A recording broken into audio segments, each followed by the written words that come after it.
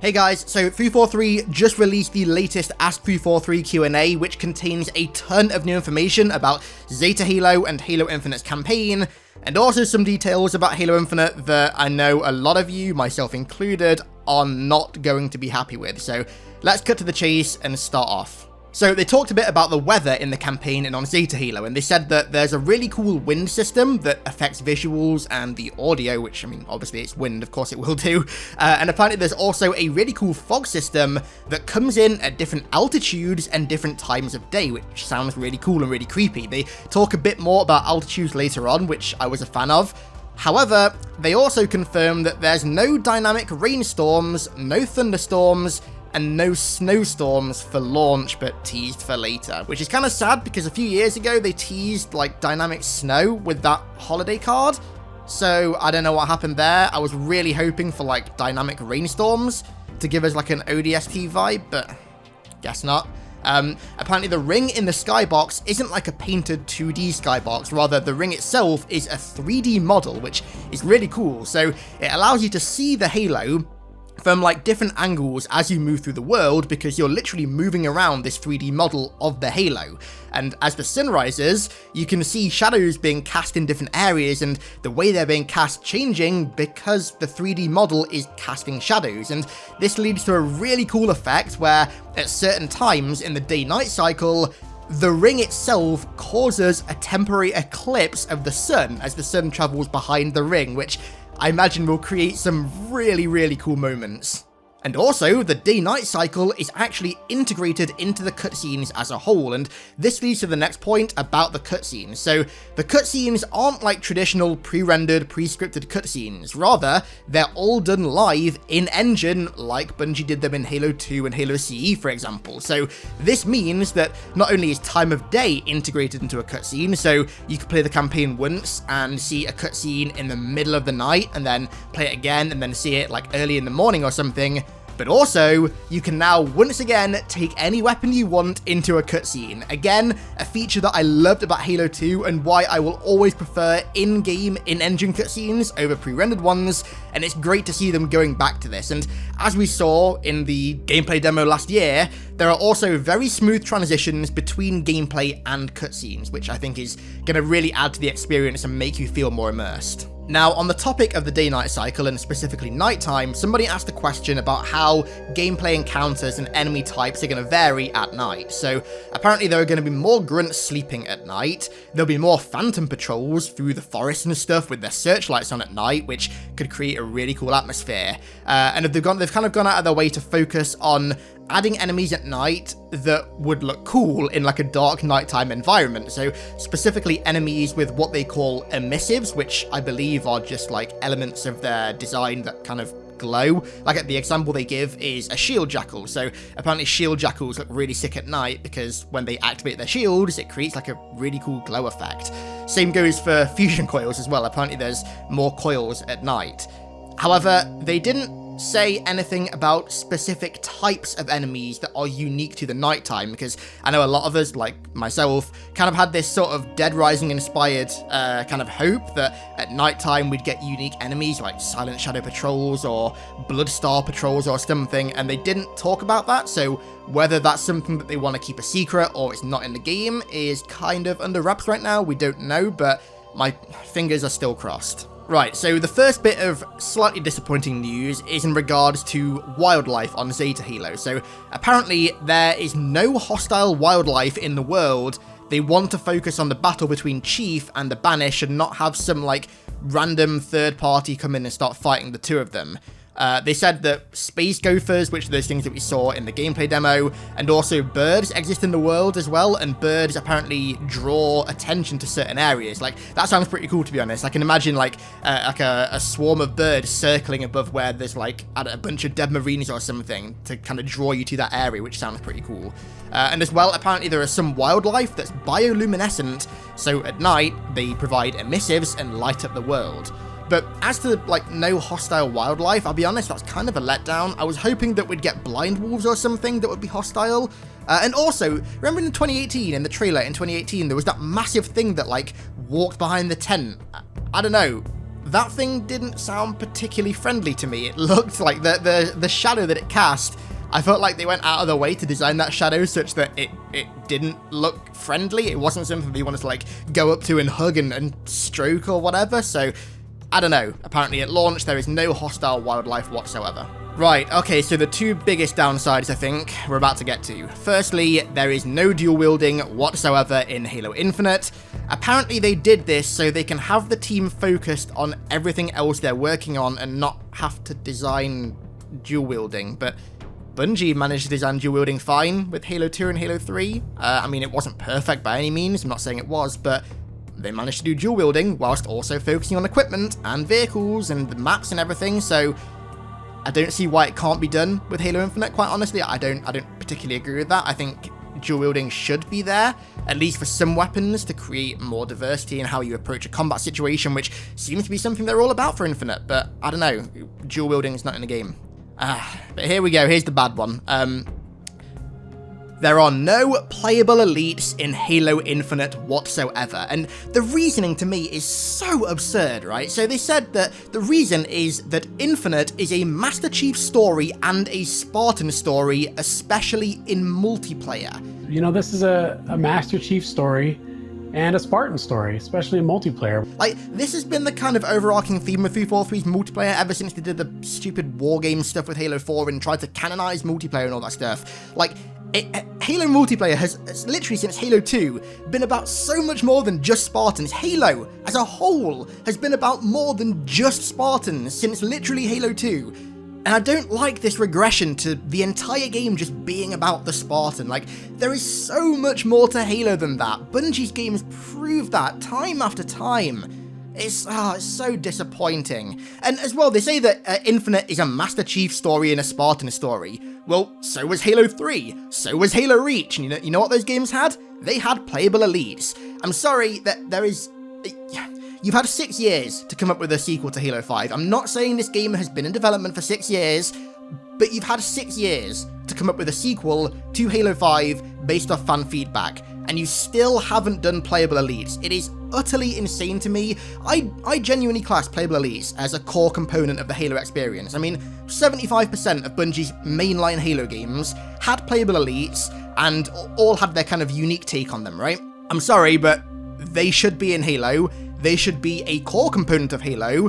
More player expression is always a good thing, and again, player expression is something that you guys have mentioned so many times with Infinite that you want to focus on. And yet there's no playable elites, and of course, I'm assuming that also means no playable brutes like a lot of people had hoped for, which, to be fair, was always quite a long shot. I never saw that happening, but I don't know, dude. With the Banished being in the game, there was so much potential there, and it's so lame to me that we're just still doing this, it's only a Spartan game thing, because there's so much more to Halo than that. They did say at the end, never say never, but they're not in at launch, and they didn't even say maybe they'll come down the line. They just said never say never, so... Moving on, they confirmed that there is no weapon upgrade system in campaign. They apparently tried a weapon upgrade system early on, but it apparently veered too far away from what Halo was all about. However, you can progress things in campaign through, like, equipment, for example. You can upgrade equipment as you go through the world. You can also find and unlock weapon variants as well, which is good. I'm very happy to hear that weapon variants are making a return. They were, like, one of the 3 things I actually liked about Halo 5, so it's good to see them making a return. So, in campaign, like they said in the blog post, you can hold multiple equipment, but in the base multiplayer, you can only hold one, a la Halo 3. However, they have said that they may change that for custom games, so in custom game options, you can change it so you can hold more than one piece of equipment, which would be good.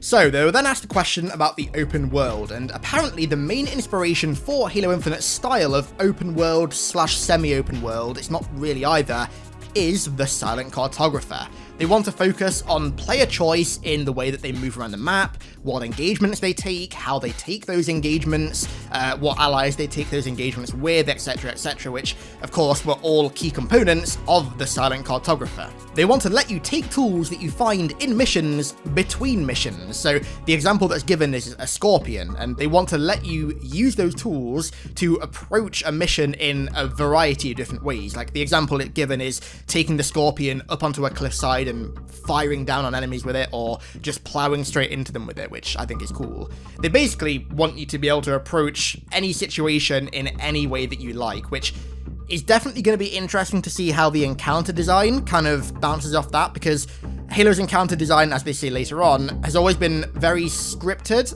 and set up in a way that it is naturally fun. So it's going to be interesting to see if having dynamic combat and dynamic encounters like this can create that same fun factor. And yeah, they also said that they expanded the world to account for this specific type of kind of Silent Cartographer Halo combat, which is there really anybody out there who dislikes that? I don't think there is. Right, so next they touched on the biomes of Halo Infinite, or rather, the biome, singular. So apparently the kind of Pacific Northwest biome that we've seen so far is the main biome, and then within that biome there are sub-biomes, like for example, high altitude palettes, swamp palettes, war-torn areas that they're referring to as deadlands that contain a lot of environmental storytelling, which all sounds really good. High altitude in particular, that sounds really, really cool.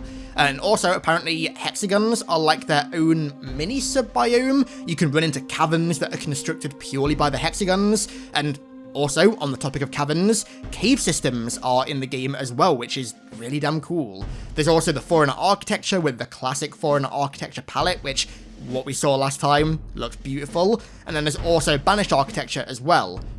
But all of that is contained within the Pacific Northwest theme. That seems to be the only biome in the entire game, which means, by the sounds of it, there's no deserts, no jungles, and no Arctic tundras. Like, really? You're gonna set us on a Halo ring and not have us go to snowy environments, or deserts, or jungles? I don't know, that's kind of lame, honestly. I'm a bit disappointed in that. I really hope... I mean, I didn't even hope, I just expected that we'd get desert levels, or snow levels, or jungle levels, but I guess it's just this. Moving on, they said that the Hex Pillars, even though they weren't in any of the pictures from the last blog post, are still in the game very much. They're a thing in the game. And then they moved on to a question that kind of asked how the missions are separated, like, from each other in this more connected world. So apparently the way that the primary narrative moves you through the game makes it so you don't have the opportunity to like accidentally skip ahead in main story missions, which is good. Chief's main story has a linear thread that kind of moves you through the open/semi-open world, and in doing so, it unlocks new locations for you to explore. A great example they give is that you might be dropped off for a mission by the Pelican, and directly ahead of you, you can see your target, but then off to the left, there's a UNSC forward operating base that has been overrun by the Banished, which you could go and liberate, and then use things that you like either picked up or found by liberating that base to take into the fight for the main story mission. Or you could look off to the right and see green smoke that's been popped on a cliffside, which indicates that there may be injured Marines that you can rescue and then possibly take them on the mission. Or maybe over a distant ridge there's a Forerunner tower, so maybe instead of going to the main campaign mission, you go and explore that tower first. I really, really like this kind of dynamic level design in a sense that they've got going with this game, where really you can just kind of explore what you want and take the game at your own pace, and then if you've explored enough, you can kind of go into a combat situation better equipped than you would be if you just went straight for it. I'm very excited to play this game for that sense. And kind of building off of this, they've said that story details are going to be hidden off the Golden Path, so there seems to be a lot of environmental storytelling and kind of Easter egg locations with audio logs. Like the example they gave was a crashed Pelican that had like blown up and destroyed an entire area, and there's remnants of the Marines that were once in that Pelican in the area. These stories in the audio logs tell the stories of the Ring, of the battle that happened on the Ring, and also some personal stories, which sounds great, although I'm still really hoping that they've got Halo 3 style terminals in the game as well, because having a game on Zeta Halo is just the most perfect location to have that style of terminal, and it would be such a disappointment if they're not in the game. So apparently a lot of the structures and environments on Zeta Halo are massive in scale because they're Forerunner structures and obviously they're really big.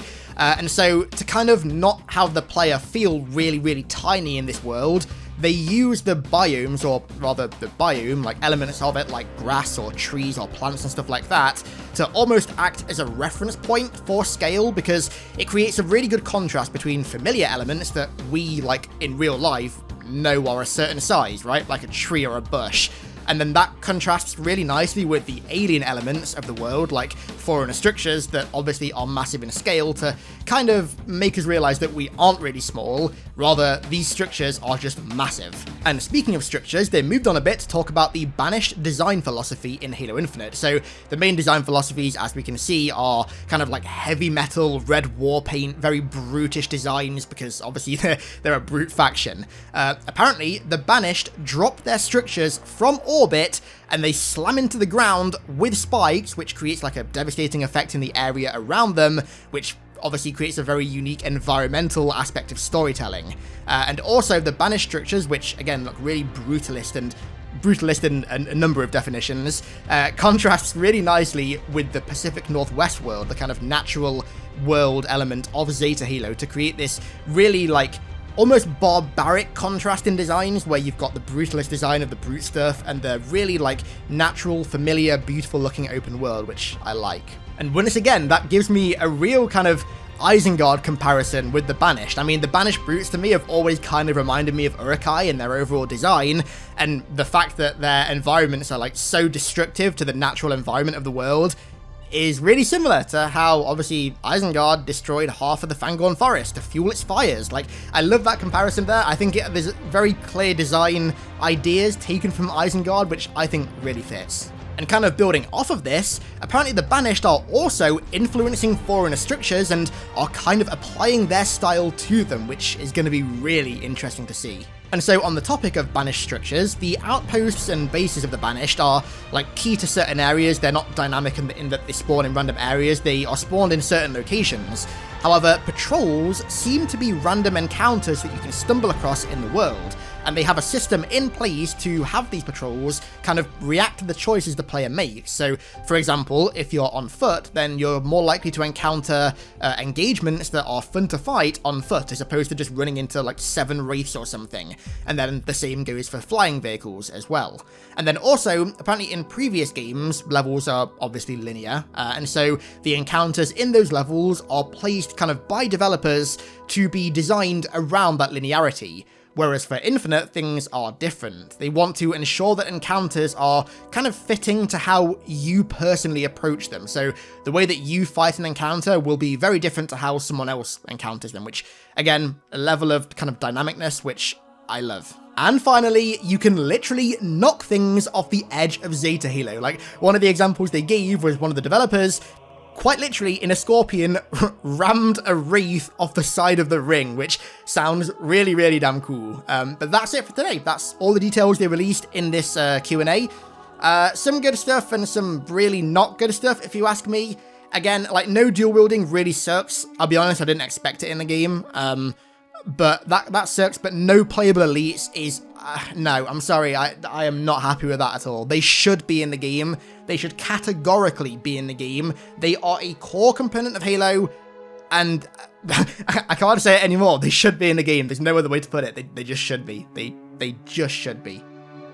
Well, anyway, with that said, I'm going to end the video there because I've got to go edit this thing. Thank you all very much for watching. Leave your thoughts down below in the comments, and I'll catch you all in the next one.